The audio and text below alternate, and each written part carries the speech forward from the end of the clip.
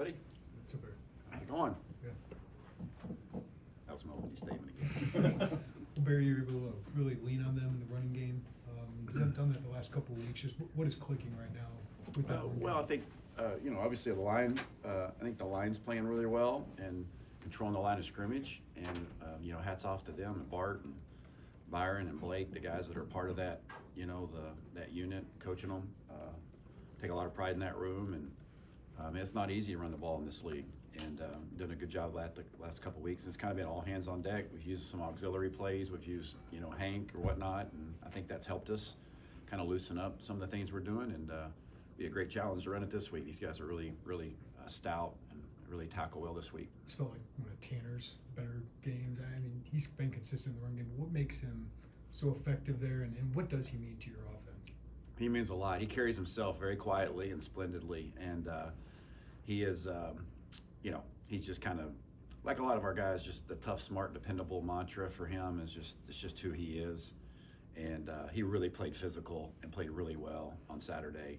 Controlled that C gap area. I thought Christian mixed it up really well too in that spot, but we had our moments across the board being physical at every position, and thought the backs ran hard, but Tanner in particular, I thought he really controlled that C gap area on a consistent basis, which is critical with the type of runs that we try to do. Can you walk us through that goal line set at the end of the third quarter, I think, and kind of was there thought to give it to Caden at all when you're within the 5-yard line there? Well, I mean, we didn't get it in, so I mean, that's whenever you don't get it in, you get second guessed and you get asked about it. That's just the nature of the business, and I'd be doing it too, schematically, it was both schematics and execution. It was both of those, and all of our, we have confidence in all of our backs, and I think a lot of times, sometimes that can, if the execution's clean, the back's going to get in, and sometimes when the execution's not clean, it doesn't matter who's in the backfield. It's going to be hard to get in, and so hindsight's 2020. It's real clear. That's why that saying is so prevalent, so real. As you look back on it, we'd have done several things differently, but it was a very disappointing series to not get the ball in the end zone. What do you see from Wisconsin defensively?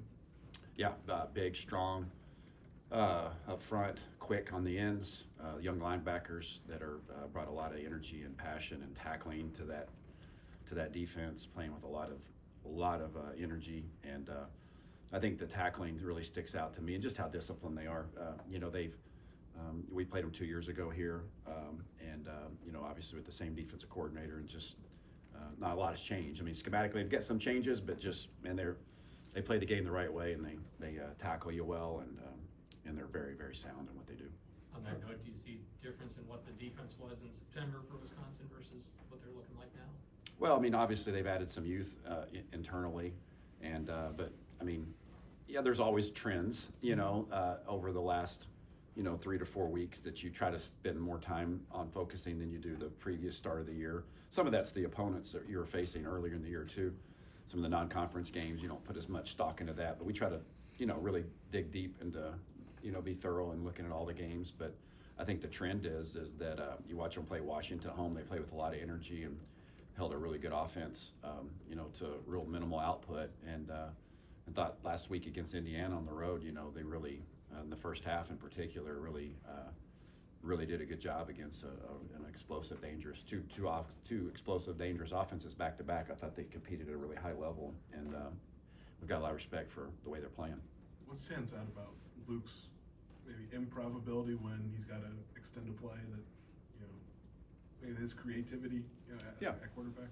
Well, he's good at that, and he's always been good at that. I would assume he was probably pretty good at that when he started playing football, and whenever that was.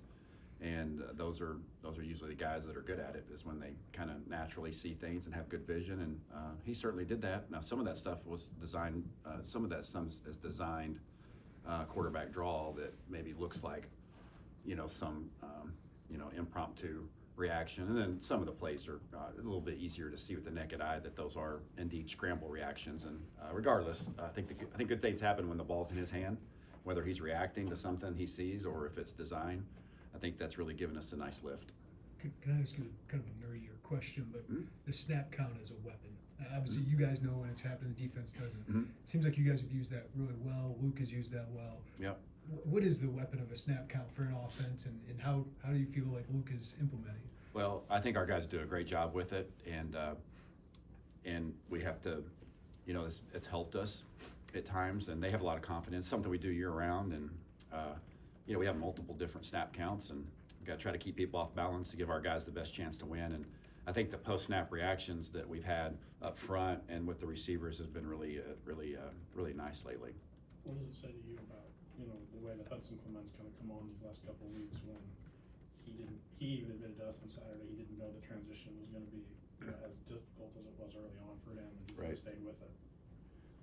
Yeah, I would say, I think we've had several conversations here on Mondays about, and I know I've had a lot of these conversations with the TV crews that we played, that we've done our games on Saturdays. On Friday, they asked me who to be on the lookout for, beyond the obvious guys that we know that been consistent, and Hudson has been one of those guys that for weeks now felt like was on the verge of really kind of breaking out because of what we've seen in practice and what, his experience as a player, even though it wasn't here, that translates. I mean, what he did, caught a lot of balls at West Virginia, made a lot of plays at West Virginia, that usually translates. And maybe it didn't early on just because we were just a little off here or there, but he's really kind of come into his own and really gotten comfortable with what we're doing. And I think his natural abilities are starting to be unlocked, and it's a good thing. Sure, Jordan Henderson seems to be a guy who makes the most of his opportunities. Didn't get a lot of them, but Yeah. seems to make an impact when he does. What's he add to your offense? Versatility, reliability, anything he does when he's in there doesn't surprise me. Made a nice run the other day and a little short yardage run, and just got a lot of trust in him, and he's earned the right to get out there in the roles that he's in, and so we always try to find a few different ways to get him involved because he's a unique player. He's got the tight end training right now, but the running back background, and he's super smart, so he's a great asset to our offense. The connections between the Illinois staff, the Wisconsin staff, or Wisconsin in general. Right. Is that get brought up a lot this week, or is it kind of no key? I mean, it does in passing, but I mean, we all know who the guys are that, that have Wisconsin ties or, whatever. And so not to minimize that, because I know that that's meaningful. The guys that played there, I mean, that's their school, but this is, it's just part of the business. You're gonna play your alma mater. You're gonna go back and coach where you coached before usually in this business, and I know our guys are excited about the opportunity because it's the next game, and there's not a lot being made of that.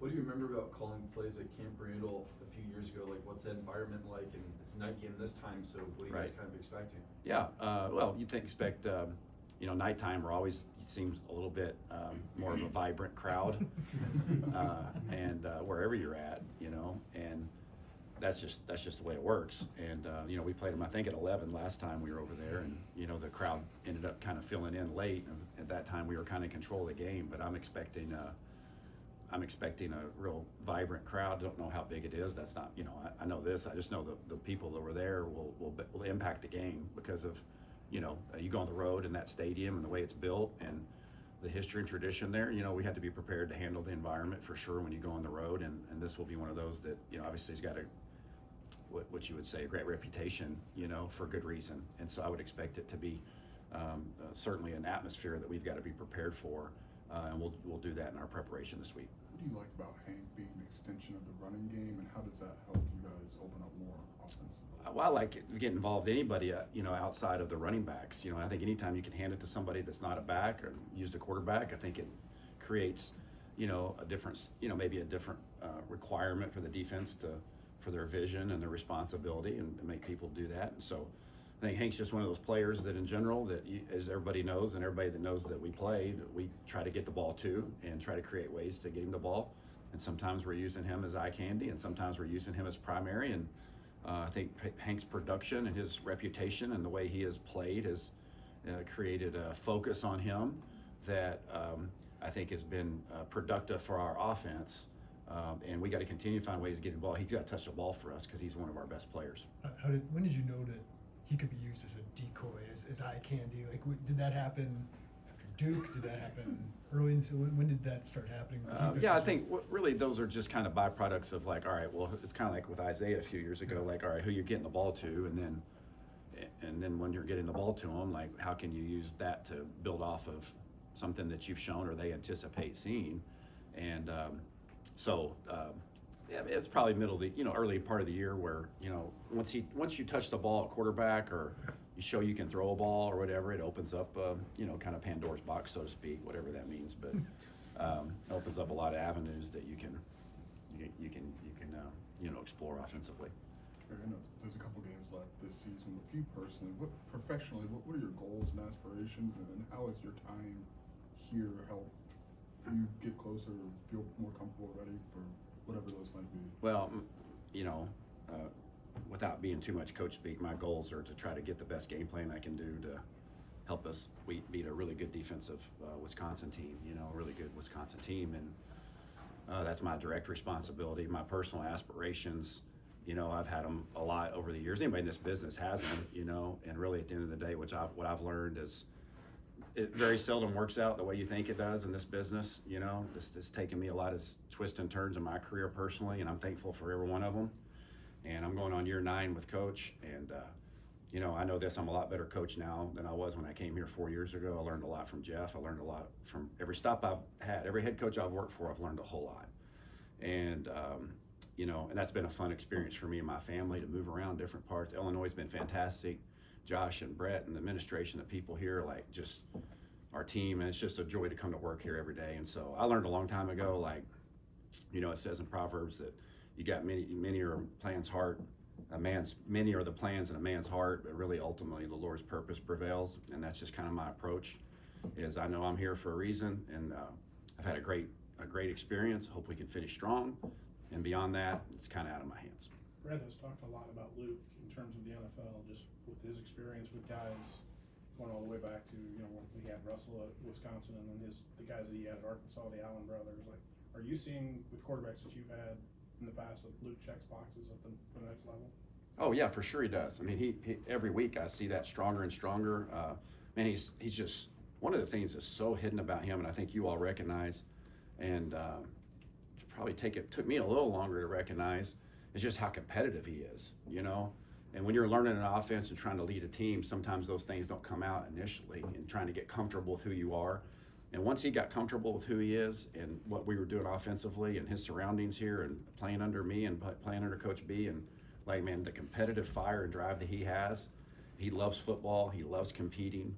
And then he's got all the skill set that, and obviously I'm not privy to have played in that league or coached in that league, but obviously we watch enough football to know, man, I think Luke Altmire belongs there, and he's gonna have to go earn that. I'm confident he'll be given that opportunity, whatever that looks like, who knows, but I know that he's gritty and he's super intelligent, and man, he's athletic and he makes a lot of throws, and he has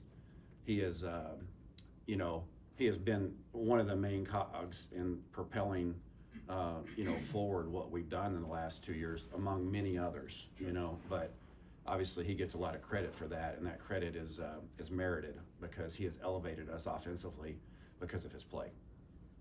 As an extension to Joey's question, did you ever take any pride or kind of look back on the past 2 years and what the offense has kind of turned into under your watch offensively?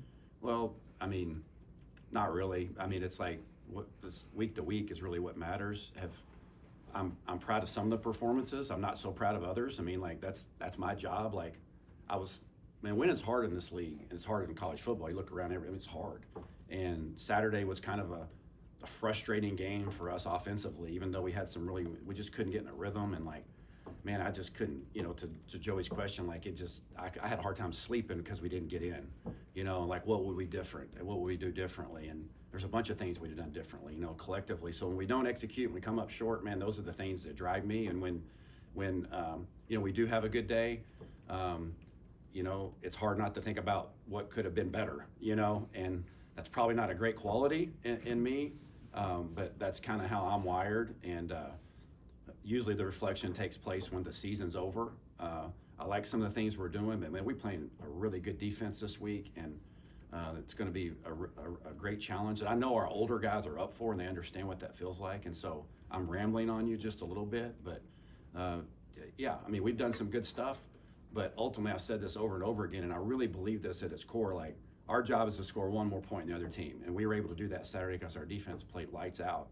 And, but that doesn't mean we didn't want more. This doesn't mean we were satisfied with what we did. Appreciate the win, enjoy the win. But man, we could have been so much better. I could have been so much better on Saturday in 4 or 5 moments to help our football team, that to get in the end zone in a short yardage situation or a better third down call. Those are the things that drive me, and our players are driven like that. And I think that's what makes us, it gives us a chance to go out and be successful. Can I just ask you about how the Mario Also play, here. how the Mario Sanders play came to be, and what that was like for you? Yeah, we've been practicing that for some time, and you know, and I told Mario several weeks ago, Jose, I'm going to call this play, and it reminded me of a mistake that I've made before in my coaching career. I told a young man, hey, we're going to use this play, and I got him excited, and I didn't call it. And I remember, I think it was the Duke game, if I'm not correct, and or if I remember correctly, and you know, at the end of the fourth quarter in the game, the opportunity didn't unveil itself for me to call a play, a hash mark or whatnot. And I remember going to Mario and say, hey, like, apologize it to him because that's real. You know, like, you got to be careful when you tell somebody you're going to do something, don't do it. You lose credibility with them, and that stung me. I didn't like that. And so it reminded me of a lesson I learned years ago in coaching about don't tell a kid you're going to put him in the game and do something for him if you're not going to do it, and I did. And so I've kind of had that on the shelf since, and I didn't tell him I was going to call it this game. We practiced it, and wanted to give him an opportunity to, you know, he's one of those guys that's just kind of quietly carries himself, you know, just does everything right, practices really well, doesn't get on the field a whole lot. Had a great fall camp. And I just wanted to get him a touch. And I thought he took advantage of it and got a really nice move and got us down there in a situation where, listen, you make a play and get us on the 1 yard line. It's my job to get us in, and I didn't do it. But it was good to see him make that play. Thank you, guys.